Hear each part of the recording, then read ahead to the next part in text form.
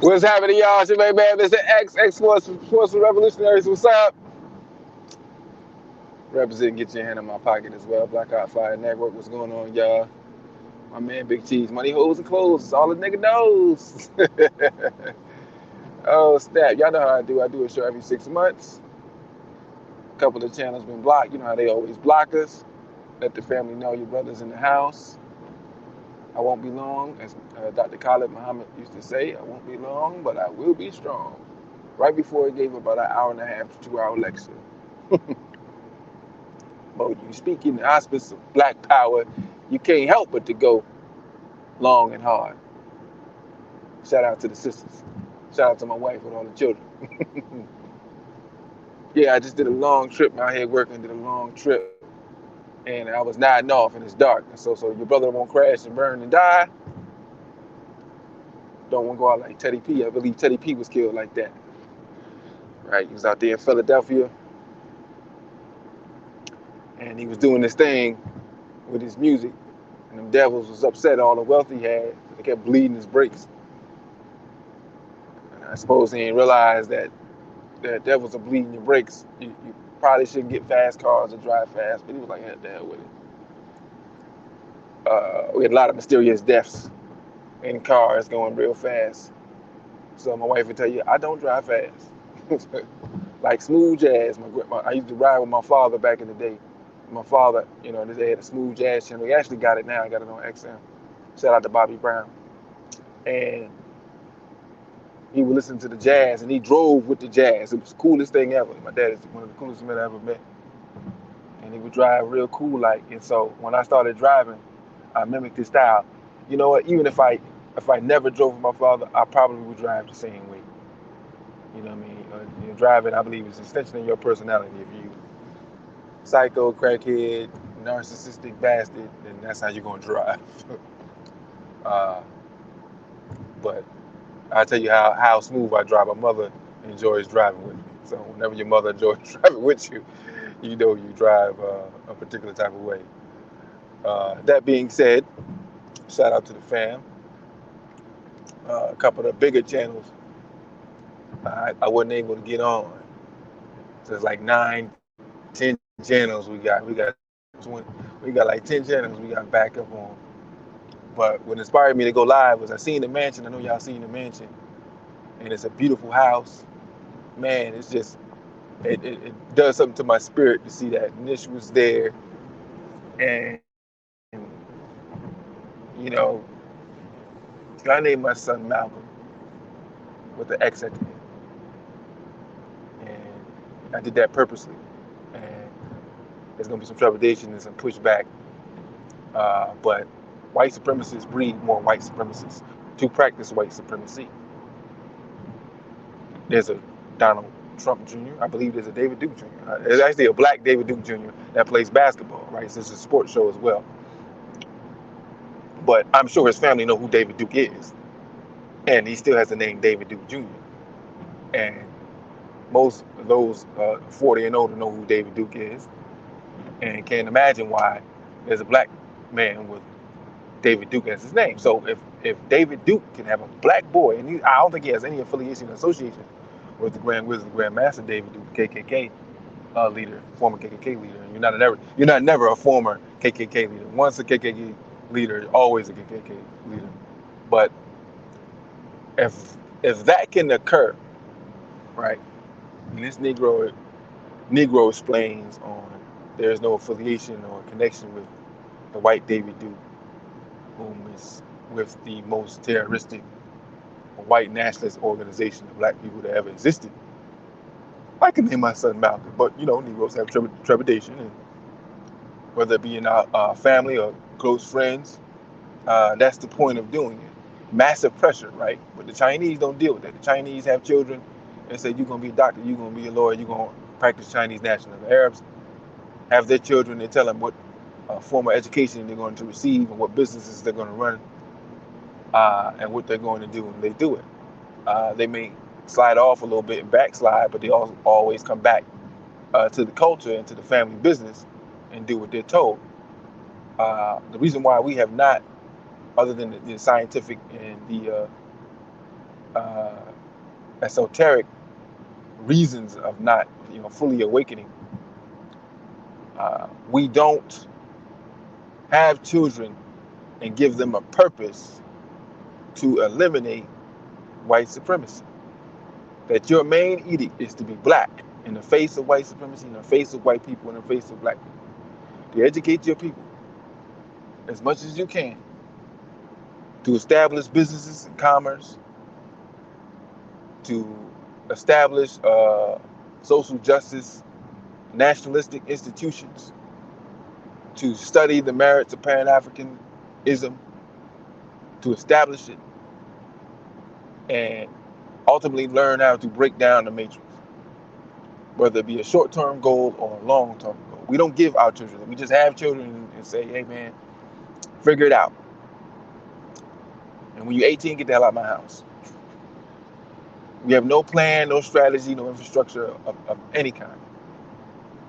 And so with that name, you'll know exactly why he was born and what it is he has to do. We have no problem shoving a ball in our children's face and say, here, take this ball and save the family, right? You can save the family with the ball. Take this brown ball. Shout out to Francis West Wells. Our transition day is nearing soon. Take this ball here, make lots of money and take care of all of us. Lamar Odom, former Laker championship point forward for the Los Angeles Lakers, Los Angeles Clippers, Miami Heat, Dallas Mavericks. It is known in certain circles that he was made to take care of all his people in the projects. So we were sending cousins and aunts and family to schools to get their education. And there's an enormous amount of pressure on him as he wasn't living the most nutritious life, and he got with the evil wicked witches of the North, South, and East and West, the Kardashians. That pretty much ended his career. He was made to save the family. And Ron Artest was doing the same thing. Many a Negro who were astute entertainers or very established NBA and NFL players were given the ball at a very young age. And it's told in a wonderful story by Spike Lee. He got game. Jesus Shuttlesworth was given the ball by his father, Jake, to save the family. In one scene, one tragic scene, Jake said he was the only Shuttlesworth that was ever going to leave the projects. You see that? The edict we give, the best we give, is leave the projects, make something of yourself.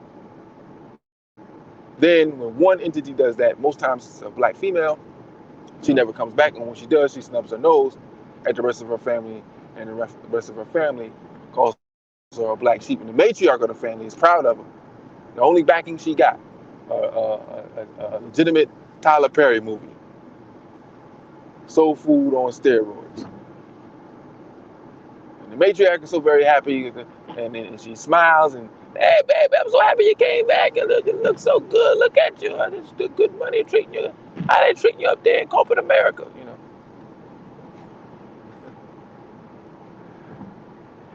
And it's funny. Dave Brown, what's happening, brother? And she's shunned by her cousins and her family cohorts who ran the streets with her when she was young. Try to remind her every chance they get where she used to be, that she ain't no better than us. That's what the black family gives you. Rinse, wash, repeat. And each generation is sought to fend for itself. That we get on panel discussions now and YouTube channels and discuss generational wealth, how to establish generational wealth. It's the blackest we're getting. Get money in cars and clothes. Money, holes, and clothes. Because if you look at some certain members of the conscious community, I'm not into calling names in a pejorative sense, but you understand when I describe it who I'm talking about. Talking about the vast wealth that they have garnered, the flashy clothes that they wear, and that heaven on earth is established now, individually. And I make no qualms about that. There's nothing wrong with that, having a good amount of money.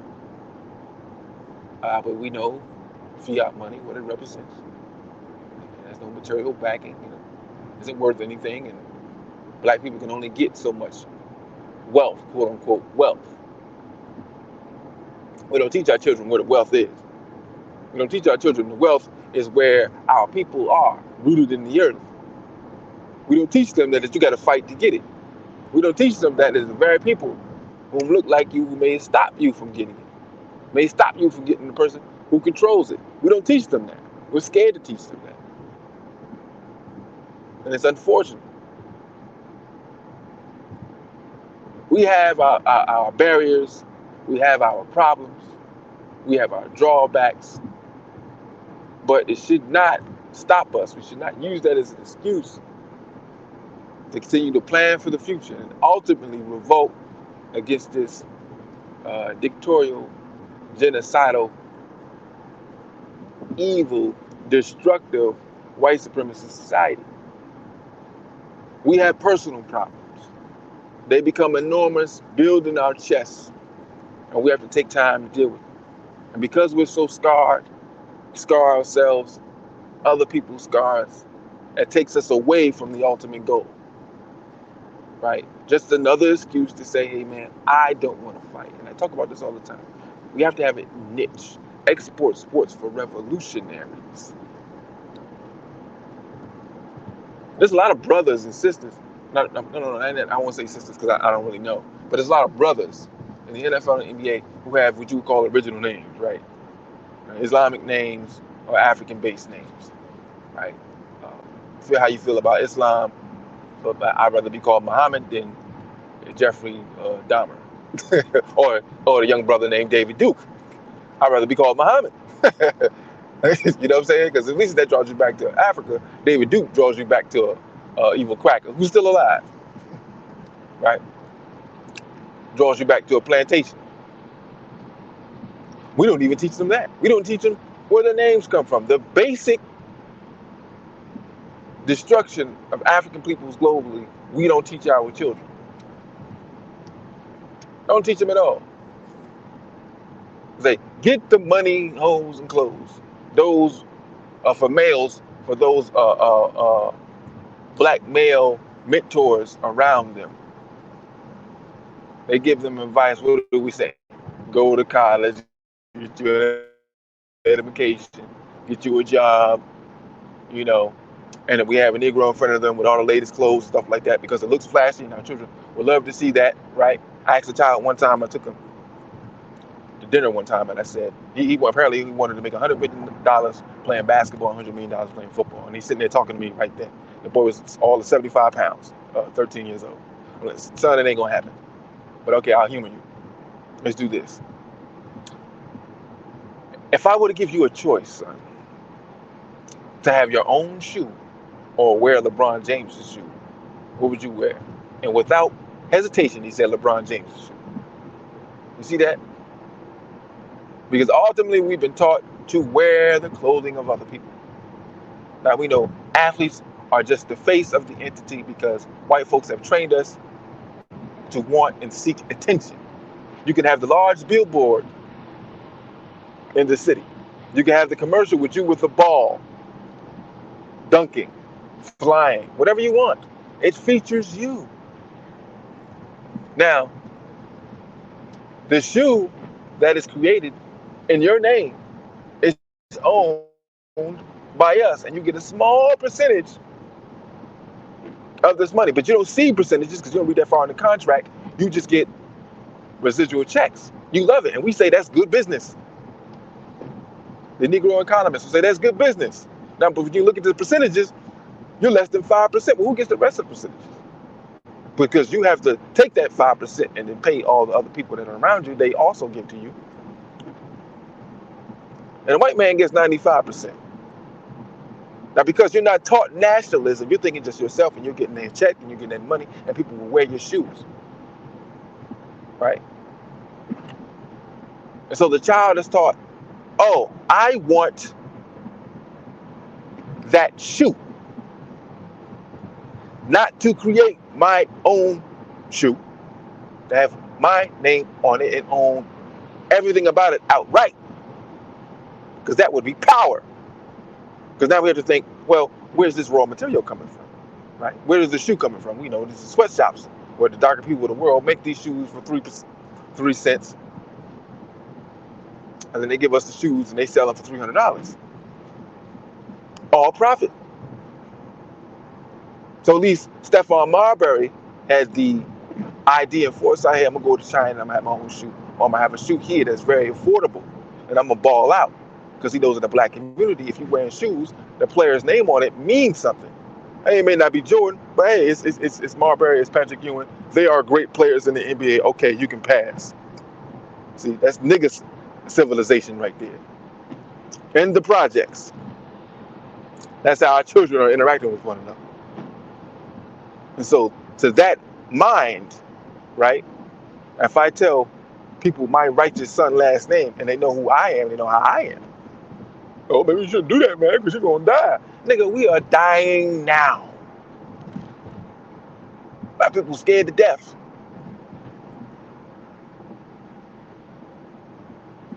Thank David B.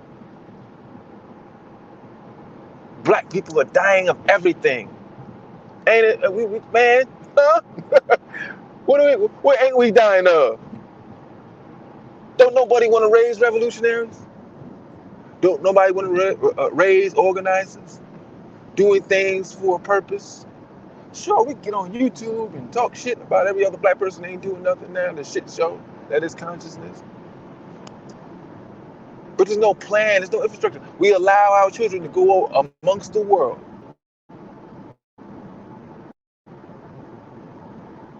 Do whatever they want to do. So we the only righteous, so-called righteous one within the family. Now, we can't do nothing but our coon adult relatives, they already gone. Probably can't do nothing with their children, but you can do something with your own. Which brings me back to the Blackout Fire Mansion that is established, because ultimately, we can't just leave books and literature. The books and literature have already been read, left. But I am I would say capitalist. You know, you have to be a capitalist in a capitalist society, right? You have to produce something and sell it. You have to manufacture and sell it. You have to sell it and distribute it and sell it, right? You got to own it. You want 100% of the profits, right? You can be a sole proprietor, which is not going to change the wealth gap. Obviously, you need redistribution of wealth, right? Crackers are not going to give up anything that they stole from us. Understand, everything they got, they stole from us. Everything, every last fucking thing, they stole from us, right? You have a whole nation in China who now kind of comes over and sees what we like to do. They study black folks, take pictures of them, what niggas like doing. Let's get in the niggas conversation. Let's look at black Twitter. Let's find a black clubhouse. What's going there? What are niggas talking about? Ooh, there should be this. Ooh, there should be that. I wish don't we say that all the time? They would make something. We ain't talking about ourselves. We're not talking about us creating something. They create TikTok because niggas like attention. Turn on the video and start dancing. We got to dance a jig. And somebody's mama, black mama with a big old ass, get in front of the thing and dance and get millions of views. And that money goes to the nation that created said social platform. We're not interested in making a social platform, but even if we did, do we have the resources? Would black millionaires get together and say, hey, man, we're going to create a social platform, man, we want to make it popping, as they say. Well, white folks got to get in on this. If you're coming with a multi-million or multi-billion-dollar deal, white folks got to get on it. That's how it works. They knock on your door, hey, we want in on this. Meaning this is not going to happen unless you allow us to be a major contributor. We have to finance this thing. Because like I said about LeBron James, he has the face there of LeBron, just a strong brother. Shout out to him. He's playing very well right now. He's doing this thing right now with his bald ass head. We're not bald all the way. We got the bald spot right there. I see you, LeBron. I'm older than you. I got a full head of hair, brother. Afro. I look like Eldridge Cleaver. 40 years old. I got the Eldridge Cleaver popping. I still got my hair. But shout out to you. The entities behind him are white owned, white controlled, white operated. Now he's most social conscious black athlete, I would say, since Muhammad Ali. And I want y'all to understand what I said. The most socially conscious black athlete since Muhammad Ali. Since. Now, social consciousness and black revolutionary. He is not black revolutionary. He is social He is socially conscious. Two different things. Two different things. Muhammad Ali was a black revolutionary, right? But he loved his money. Ali loved his money. Cassius Clay Jr. He had white blood in him. Yeah. Neanderthal blood in him. That fucks with you. We deal with genetics all the time, brother. Keith and Zoe deal with the genetics all the time. You got Neanderthal in you. Hey, it's only so far you can go with your blackness. That Neanderthal gene gonna fuck with you. So, ooh, money. Ooh, money. But that picture I got of Muhammad Ali in the background with the thousands of Africans behind him, it speaks volumes, And ultimately, they don't want that. So, who's internationally known and can move the masses in a way that has to occur. You have enough martyrs, and the martyrs die, but the people don't move on the thought process of said martyr. We rebel for a while. Society cuts a deal. We get tired. We talked a few weeks, I won't say a few weeks ago, but a few days ago or a week ago about a basis of operations. We have to have a nation to go to where you have war dogs out fighting. Whether we are successful or defeated, there must be a nation home that we can come to, as opposed to constantly being on the run. The beauty of that once you get in the guerrilla warfare and you defeat it, you have somewhere you can get back to. But understand, we like the expendables out here. You end up being the expendables. Hey man, you get caught, you ain't connected to us. Here's the suicide pill, take that. Or take this bomb here, say assalamu alaikum a few times and blow up a building. I'm just talking right now. The entity and establishing institutions is the network is beginning to doing things on the continent, doing things away from white people. And at some point, I have to take my children away from this place, take them somewhere where we've got something established, we have an economic base, we have friendly people, so that we can go to a culture that permeates blackness. And they must be around it every day.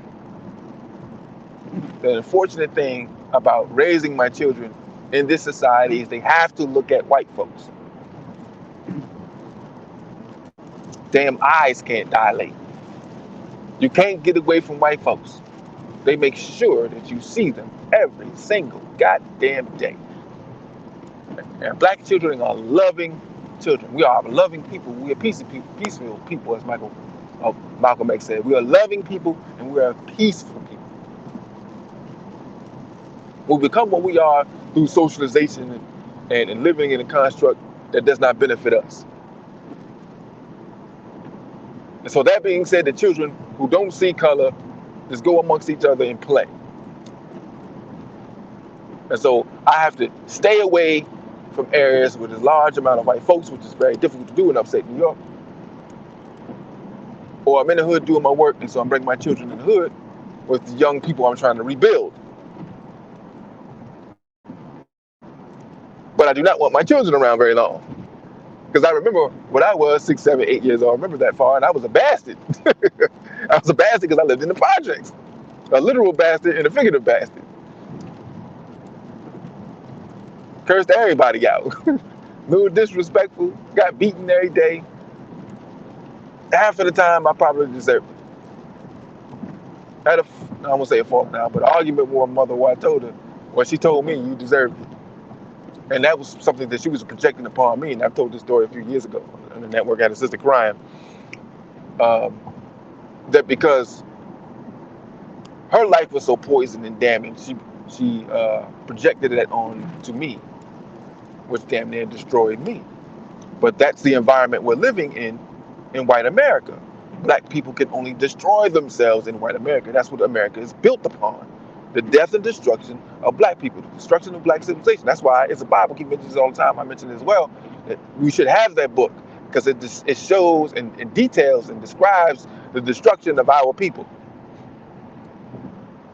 Ancient dynasties destroyed by crackers who sat and watched and thought and strategized on destroying us. And we sitting there not understanding or believing that a people could think or act or behave in that way, because it was beyond us, and we still suffer from that. You still can't get around a group of black people and talk bad about white folks. That chip I talk about all the time, that chip will click on and hey.